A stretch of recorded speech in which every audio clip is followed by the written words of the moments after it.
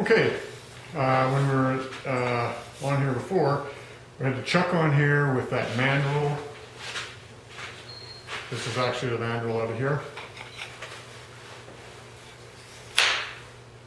So there it is. I hear that pop, you know it's a pretty good fit. So this was the orientation before, and I had a cup center on here, but now you may notice I have a larger taper. If you don't have one that screws onto your live center, you can easily make one you just make it out of a piece of wood and just turn it right in place so it'll be on center. Anyway, I'm going to replace. Taking the chuck right off, and I'm going to replace it with this. It's a one-way live center, or sort of drive center. It's a safety driver. That's what they call it. But the key thing is with these is that, and it's the same with the steb center. The center is retractable, so you're not trying to. If it slips, you're not trying to drive that in further and further and further. It retracts. So you may see I goofed a couple of times, but anyway. That doesn't look like it's going to drive much, but it drives just fine. If it breaks free, you just tighten it up. The cool thing is if you get a catch, the wood just stops. So I really like it. So I use it a lot in production work up to about up to about 2 inches. So anyway, I put that in there. Flip this around. This was on the live center. Put that on there. And this. Now the big tapered center, let's see, I better knock this out so you can see it. This one just screws onto here. As I say, you can make them if you need to. And of course that's going to fit into here. So we're still working on the true center of the wood, or sorry, of the handle. So what I did is I turned this portion here and left this way.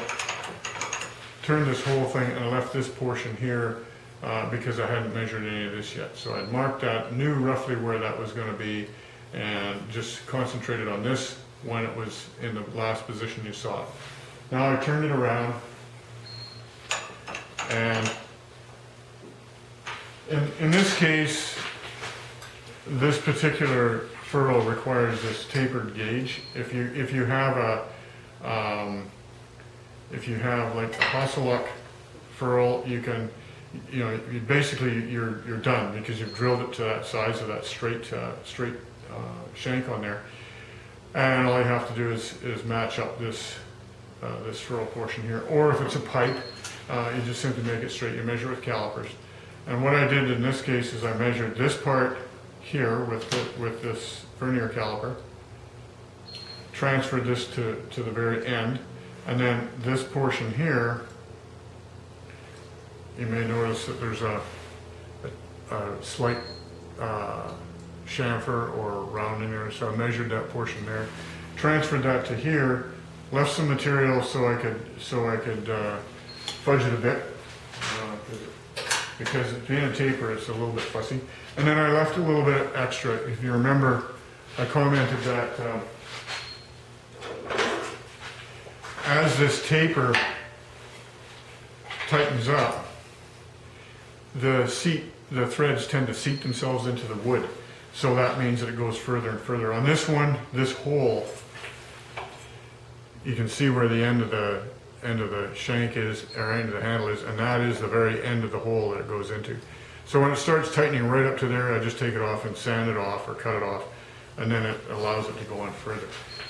These tapered ones do tend to loosen up when you first get them, on. But once those threads seat in, like I had to put the tool in the vise and turn this off to get this one off, and it's really a relatively new handle.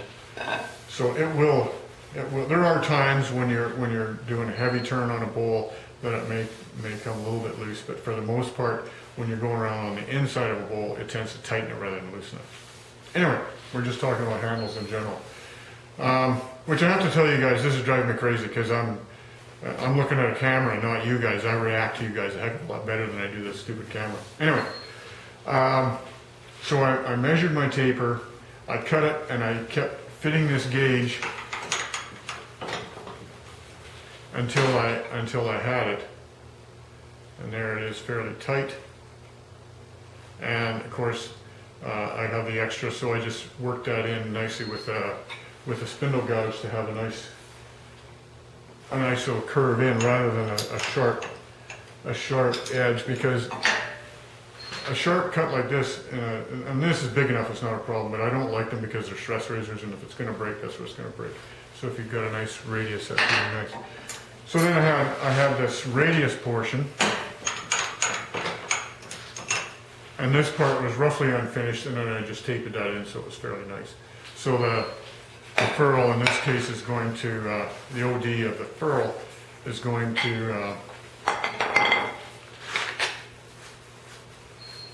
line up fairly decently with this portion here. As I said, this will, over time will tighten right in here, probably about another 1/4 of an inch or more.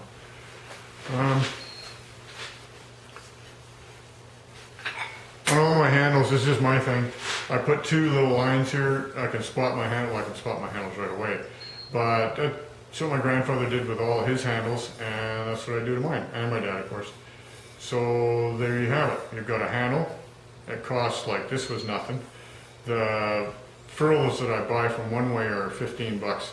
A piece of pipe that you can find somewhere is usually free. You can, as I said, you can use those, use these threaded inserts, and put them in right through the ferrule, and have it practically a free thing. But you know, an equivalent handle like this that you'd buy is easily 70 bucks, and these are nice. They feel good in your hand. I don't ever put a finish on it. It's just over time it develops, you know, from the oils in your hand.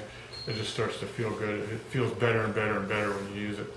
I think I sanded this to 180. It's not nearly as nice as Gloria's handle, but this guy, I'm pretty sure Gloria doesn't want to use her handle in the shop. So anyway, I showed you a little bit about the tool rests, using those shaft collars for the shank. You can get them in all sizes. So if you've got a little mini lathe, it'll probably be a 5/8. So they've got those too, and they're all 5/16 set screw. Anyway, I'm going to move on to a couple other things. One is some finishing stuff, and the other is using hot glue for securing wood, or securing pieces in the lathe. So I'll be back in a few minutes when I get, or actually when Murray edits me out here.